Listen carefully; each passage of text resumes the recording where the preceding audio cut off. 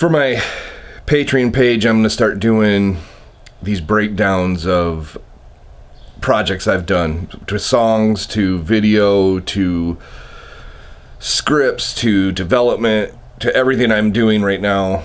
I'll give you a little insight of my whole world. And I figured it'd be fun.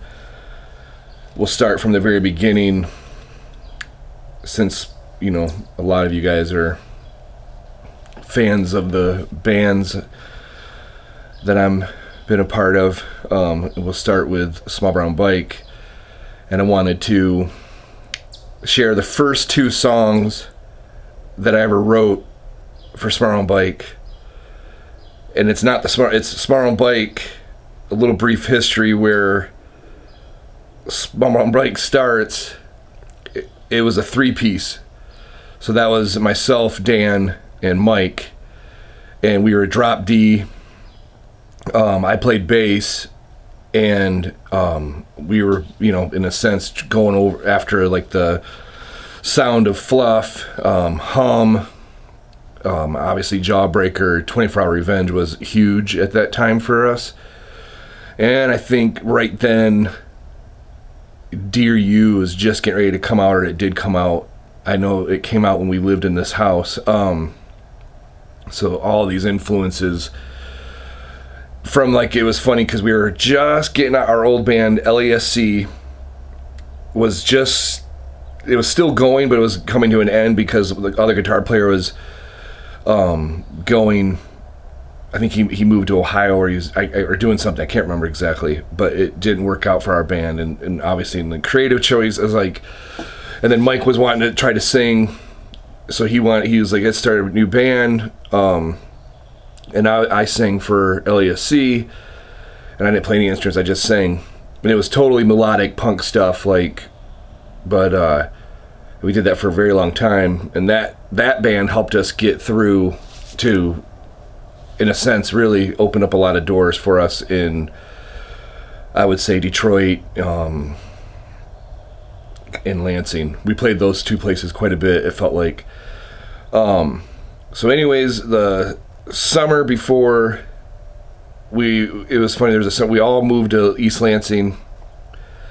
Mike and I, and then another buddy lived in a house, and then Dan lived right around the corner from us, and then obviously then we started this, it was like this three-piece. So I drew a picture of the three of us on this Small Brown Bike, and I wrote Small Brown Bike above it, saying, hey, this is the last time, you know, this is like the three of us were working on this thing always when we were growing up, you know. And then we'll just, you know, and that became the band name. And it was just supposed to be a side project, but we're going to go even further, because I'll take you to the beginning of the three of us. When Dan moved into town in 5th grade, we started a hip-hop group. And I made these medallions for everybody, and we were called Full Force. And we used to, I think we recorded maybe 4 or 5 songs, and we would put 2 tape players next to each other and then rap. I wish these recordings were around, but I don't think they are, unless Mike has them secretly hidden away. But that's where it all started, 5th grade, the music of it. But so then we go into this world. This is literally from 15 years old or 14 when I started writing. This is the folder that, like, literally has everything that I've ever written. I get in the very beginning of, like, Small Brown Bike, LASC, like, weird stuff, man. I knew I had this somewhere. I mean, I'm pretty good about keeping everything.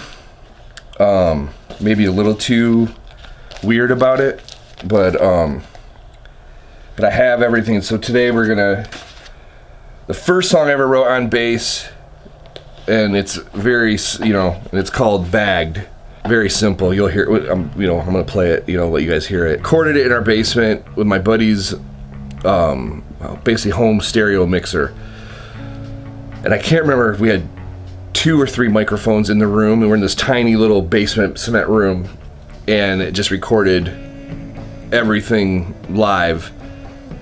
And that's that's the only way we captured this original Surround Bike. And I think there was like 6 songs, 9 that we did. And the obvious funny thing is, Cold and Atlanta came from that series, and it's funny, it made its way onto Arm Wars. Like, so we did all these 7 inches without even touching those songs, but we came back to those 2 and then brought them back for Arm Wars. But anyways, Bagged, the song I wrote from this series, and it's a very simple song written on bass, and it feels like, because at the time too, I was listening to a lot of Horace Pinker, I think some Green Day record, maybe Nimrod. I didn't like that record, but there was a jam, and then there was this punk band from Detroit, I wish I can remember their name, but I remember that they had a jam that was so catchy and like so simple, that 3-chord thing, you know, and it was like, so I remember we were starting to skate downtown Lansing more, and we were going to shows in Detroit, so we were starting to see a lot of homeless people, and I wrote this song called Bagged, and it's about people living outside their bag, or I was living outside my bag, or like put myself in their shoes and trying to figure it out, like, well, there's a line like leave them alone, society needs to change, and all of this stuff. And it's because I would see police, you know, kicking them out, or business people kicking them out, and you're just like, damn man, these guys don't have anything, and they just keep getting booted everywhere. So it makes you kind of, in a sense, there's some gratitude for my own life. Like, wow, man, my life isn't that bad at all. It's pretty easy, very easy, I should say. And then, you know, and then these guys are out here struggling just to find some cover. Now we're gonna move on to the next song called "Empty Me." So, "Empty Me." This is the original writings on this line paper, and you know, and at the time too, I was getting into the Chicago emo stuff. So this might be my first approach at like really, I guess I always wrote about, you know, your love story or whatever, but this one, yeah, it's like funny, like to think it's, again, super cheesy. Super easy song, but catchy as all heck, and then, so this song is like this. It's funny. This girl is my my big girlfriend in high school. We dated for, I don't know, 5 years. But we remained friends like forever. Like, it's still friends, but like we were like in each other's lives like off and on like forever. It's like kind of like this like daunting, haunting. If I want to be dramatic as this song, I'll use those words. But it is funny how like empowering. Because it's always been compared, like, nobody's ever really come close to that feeling, and nobody will. I don't know if anybody ever comes close to your first love story, your first, that thing, you know, that you share with somebody, and it's never going to be the same the second round of the new person, because this stuff was written this is 1995, yeah. So this is Empty Me, and again, we're listening to pop punk stuff, or I was listening to a lot of that, and then but I was definitely more still holding on to this pop set stuff, because I think my background growing up was the Annie soundtrack, breakdance music, Motown music, and then the New Edition, Quiet Riot, and then my older brother, I listened to a shit ton of thrash metal. Our play area was outside of his room, so you heard a lot of thrash all day long, and I was drawn to it. I liked the chaos of all that noise, but I love the love of the R&B, Motown, and then pop songs. Cyndi Lauper, shit, man, that's my gal. So this was kind of like, it's nowhere, it's a pop punk song. It's like just, you know, ding ding ding ding ding ding ding ding ding ding ding, you know. Very simple, but, you know, it's fun. Kind of like, I'm never really embarrassed by anything. The only thing I'm kind of embarrassed by later in the Surround Bike, or right when we became the real Surround Bike, I saw pictures of me rocking a white seashell necklace. That kind of bummed me out. They to look at that and go, wow, I wonder how long did I wear that? That part sucks, you know. But other than that, I'm not embarrassed by much. I'm not really embarrassed by that. Well, maybe I am. It kind of sucks, that seashell necklace choice. But there's not, the only insight that I have of these things was 1995 in a basement on Grove Street in East Lansing, Michigan.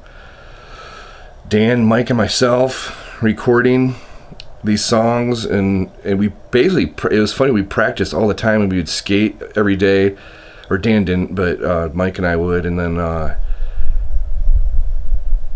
yeah, it was an amazing, because I found some picture, so I have one picture from us at a show after a LESC show. I was like, let's play, two of the songs, and I think we played Cold. At the time, it was called Pissed, and then eventually, right then, like LESC, the last show as LESC, we played at the Shelter in Detroit, and our buddy Louie from Kelton DMD played guitar, and the guitar player Cabe swapped and just did a dual singing thing with me, and then that was the end of LASC, and then the beginning of Small Brown Bike.